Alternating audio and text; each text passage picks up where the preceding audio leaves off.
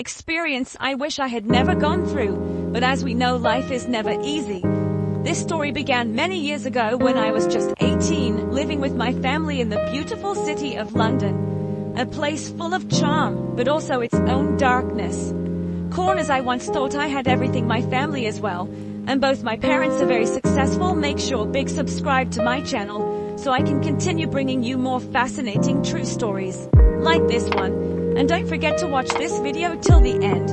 And like the video because this story is going to be incredibly interesting. Please hit the like button to show your support. My father Thomas is a busy person, businessman, and my mother Clara is an interior designer with impeccable taste. Despite their busy careers, my parents always make an effort to spend time with me and my two older brothers, Max and James. They are 2 years older than me, and if I had to describe them, I would say they are both incredibly handsome and charming. I've always been proud to have brothers like them. As the youngest, I was spoiled by my parents. They never let me want for anything, whether material things or love. But truth be told, I always felt that their love, no matter how strong, didn't compare to the love I received from Max and James. Them were not just my brothers but also my protectors. My companions are always there to watch over and care for me. What made me feel that their love was different from my parents, or that they always shown their care through gestures and actions.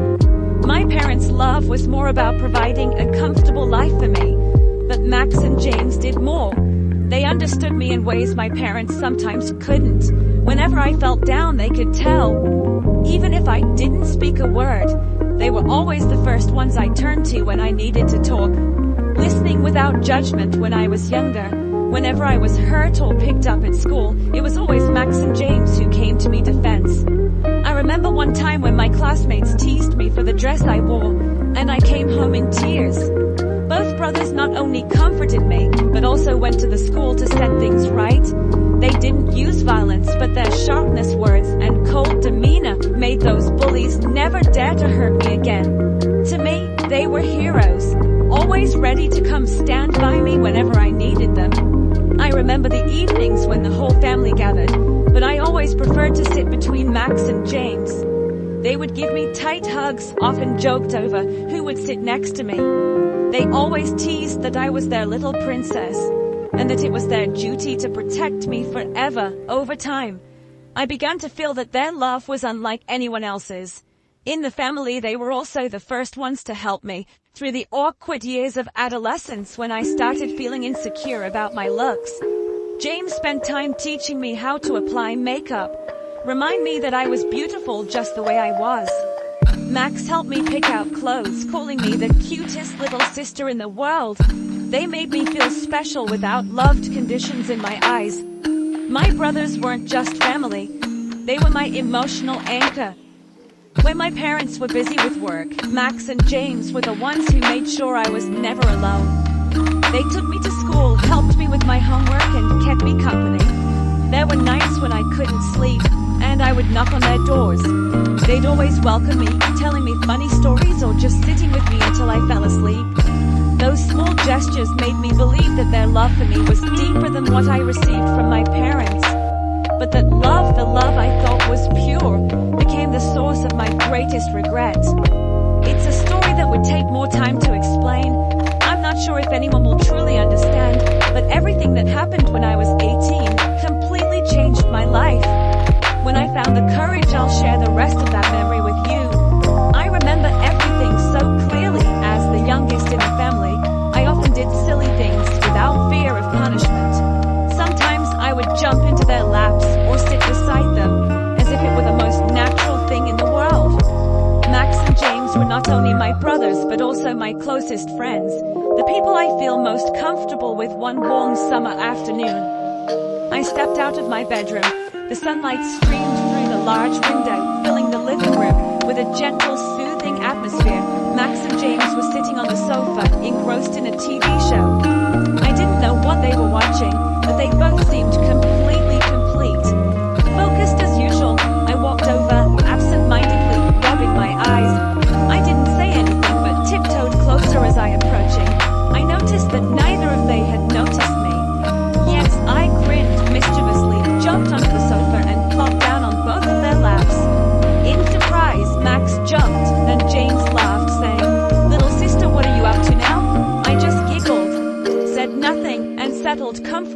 their laps, rest my head on Max's shoulder.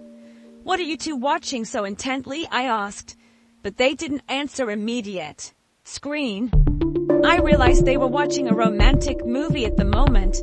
The movie reached its climax, an emotional scene where the characters hugged passionately and then shared a kiss. When Max and James noticed me staring at the screen, they quickly became uncomfortable. James smiled, embarrassed, and covered my eyes, saying, "Don't look at Grace, this isn't a movie for kids." I laughed and pulled away from his hand. I wasn't a kid anymore, I was 18. I teased. My voice had a playful tone, but inside I was really enjoying it. Even though he tried to cover my eyes, I tried to look through James's fingers, still laughing, as I teased them in that moment. I unconsciously moved my hand to balance myself on James's lap. I don't know if it was intentional, but my hand touched something in his pocket. It felt hard and warm, immediately making my heart beat faster. I was startled. My hand pulled back again. Panic rose in my chest. I couldn't bring myself to look at James. Max felt a shame overwhelm me. I apologized. I stammered quickly, got up and ran into my room. I slammed the door behind me and pressed my back against it. My heart pounding, like I had done something wrong sitting on the bed. I couldn't escape the thought of what had just happened. Was I overthinking, or was it an accident? The feeling from James's pocket kept coming to mind, making my face flush. I didn't know what to think, but the shame was too much. I wondered if Max and James would laugh it off, but I couldn't stop replaying that moment in my head. Not because I had touched something inappropriate, but because I had crossed a line. Without realizing, it was the first time I realized that the line between us that I had always thought was unbreakable was more fragile than I thought that night. After hiding in the room when I decided to go downstairs, I was hungry and I knew my family was probably waiting for me, but I still felt embarrassed because before I wasn't sure if Max and James were thinking about what had happened. I told myself that maybe it wasn't as serious as I thought, maybe they had forgotten. I quietly opened the door and walked quietly down the hallway, trying to avoid making eye contact with them. As I approached the living room, I stopped to listen. It seemed empty, and I breathed a sigh of relief. I assumed they were in the kitchen or somewhere else when I entered the living room. I was surprised to find it was completely empty. It was strange, I thought, and stopped by the sofa where I had been sitting before. I was trying to work out what channel was on. I heard voices behind me, James's voice saying, What are you doing, Grace?" I jumped in shock, and Max laughed loudly, saying, "You look like a burglar."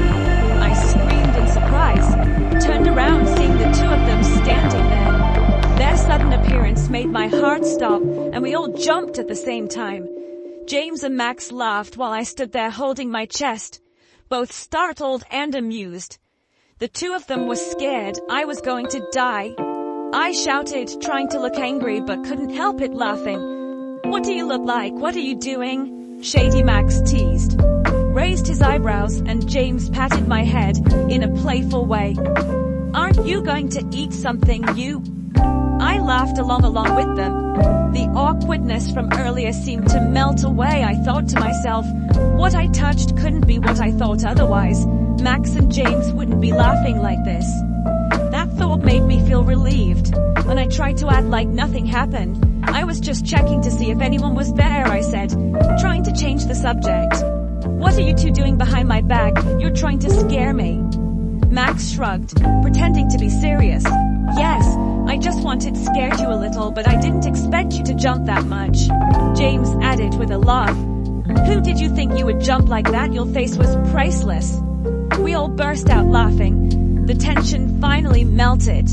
At that moment, James put his hand on my shoulder and said, "Okay, let's go eat. The whole family is waiting for you." I nodded, smiled, and followed them into the kitchen where the whole family had gathered. My parents smiled warmly when they saw me. I sat down at the table, feeling at peace with the warm light surrounding us. During dinner, the conversation was filled with laughter. My parents talked about their work, and Max and James occasionally teased me with light jokes. I joined in, and the feeling of embarrassment from before seemed to disappear. After dinner, I helped my mother wash the dishes and went to my room to get ready for bed. As I lay in bed that night, I thought back to the events of the afternoon. Although I was still a little embarrassed about what had happened, I didn't feel nervous anymore. I smiled to myself, reassuring myself that everything would be okay. Max and James were still the best brothers I could have. And I fell asleep peacefully all behind me, but it wasn't my room. And theirs was separated by only a thin wall, and even the smallest sounds, whether from a movie or music, could easily pass through one. Morning, I, who was known for sleeping in late, woke up at 7 o'clock a.m. at an Eunice. Usually early hour at first, I thought. I'd woken up from a dream I couldn't remember, or maybe the sunlight shining through the curtains had started me, but as I woke up more fully, I realized there was an odd sound coming from the next room. My room was between Max and James's rooms, and our house had been built in a traditional style with thin walls, so if someone played music or watched TV loudly, the sounds could easily reach the other rooms I was used to hearing, and James chatting or playing games. But this morning the sound was different. It wasn't loud, but it was distinct enough to catch my attention. At first, I thought they were just watching an action movie or something similar, but after a few minutes I began to feel something was wrong. The sounds were not like the usual noise from a movie. It was intermittent, sometimes slow, sometimes quick. My heart started to race, and a thought crossed my mind that made my face go hot. I didn't want to believe it, but as the sound became clearer, I was sure it wasn't music or normal conversation. It was a series of rapid, sensual sounds mixed with heavy breathing. I tried to stop myself from thinking about what I was hearing, but the more I listened, the more certain I became I couldn't ignore the fact that Max and James were likely watching something of an adult nature. A weight of embarrassment washed over me, and I wondered why I was awake to hear this.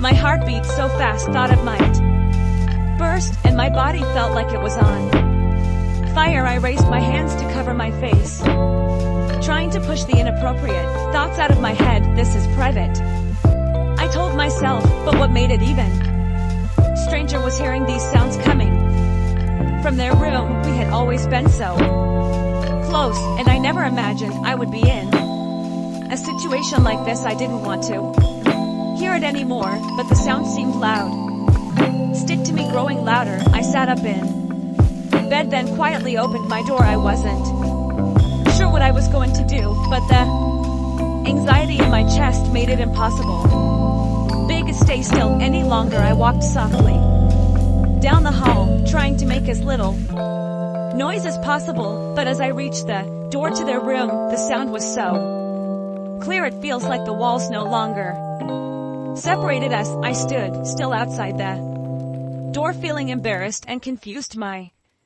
heart pounded in my chest, and my thoughts were a jumbled mess. I knew this was likely something that everyone won, but experiences hearing it from Max and James's room was different. I didn't know how to react. I bit my lip, uncertain whether I should turn back or continue standing there. I pressed my ear against the door, trying to steady my breathing, but the noise seemed to burn away all